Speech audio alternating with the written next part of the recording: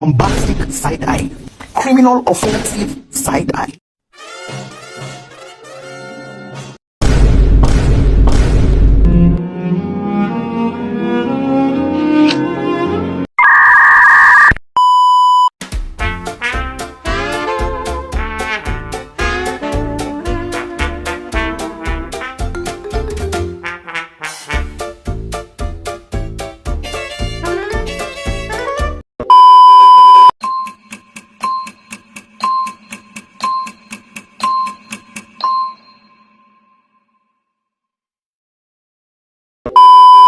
Assalamualaikum warahmatullahi wabarakatuh. Hai semua, perkenalkan nama aku Astri Vaneska dari kelas 12 C4 SMA Negeri 8 Prabumuli. Jadi hari ini aku itu mau menjelaskan secara singkat tentang seluk-beluk teks prosedur kompleks. Jadi tanpa berlama-lama mari kita simak yuk. Baiklah, di sini saya akan menjelaskan secara singkat tentang teks prosedur kompleks, yang dimana teks prosedur kompleks yang biasanya ada pengertian teks prosedur kompleks adalah bertujuan untuk memberikan informasi kepada pembaca atau pendengar dengan mengikuti langkah-langkah dan perintah dari isi teks dengan tujuan akhirnya menyampaikan sesuai dengan keinginan pembaca atau pendengar.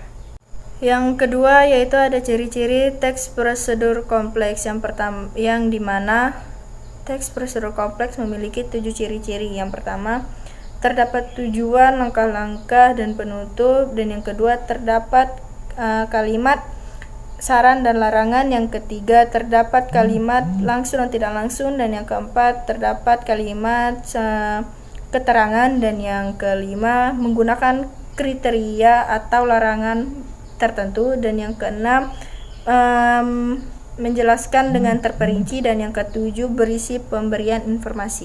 Dan yang ketiga yaitu ada struktur teks prosedur kompleks, yang dimana setiap teks memiliki struktur dan aturannya masing-masing. Jika dibandingkan dengan teks prosedur umum, teks prosedur kompleks itu lebih ribet, rumit, dan kompleks dibandingkan dengan struktur teks prosedur umum. Berikut adalah struktur teks prosedur kompleks. Yang pertama yaitu ada tujuan, dan yang kedua yaitu ada material, dan yang ketiga ada langkah-langkah, dan yang keempat ada penutup. Dan yang keempat atau yang terakhir yaitu ada kaidah kebahasaan teks prosedur. Yang pertama yaitu menggunakan bahasa baku, bertujuan agar lebih mudah dipahami oleh sebuah pembaca. Dan yang kedua yaitu ada kalimat imperatif atau perintah, yang dimana berisi sebuah petunjuk dalam melakukan sesuatu. Ketiga yaitu ada kalimat deklaratif, berisi pernyataan, fungsinya untuk memberikan informasi atau berita tentang sesuatu. Dan yang keempat, kalimat interrogatif, fungsinya untuk meminta informasi sesuatu. Dan yang kelima itu ada konjungsi temporal, yang dimana merupakan kata penghubung yang menyatakan urutan waktu kegiatan seperti lalu, kemudian, dan setelah itu, dan selanjutnya. Dan yang keenam yaitu ada verbal material dan tingkah laku, yang dimana perbuatan yang mengacu pada tindakan. Yang ketujuh yaitu ada partisipan manusia, yang dimana adalah mengartisipasikan atau mengikutsertakan manusia dalam tulisan tersebut untuk membantu langkah-langkah. Dan yang kedelapan atau yang terakhir adalah bilangan penanda, bilangan yang mengurutkan langkah-langkah pada tulisan. Jadi itulah penjelasan secara singkat yang bisa saya sampaikan. Apabila ada kata salah saya mohon maaf, dan pada Bu Yeli saya juga minta maaf.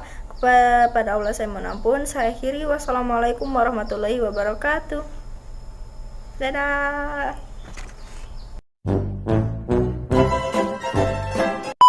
Semua sudah dijelaskan oleh Bu Yeli. Tapi coba kita kata Hasyomo dong ha. Baiklah.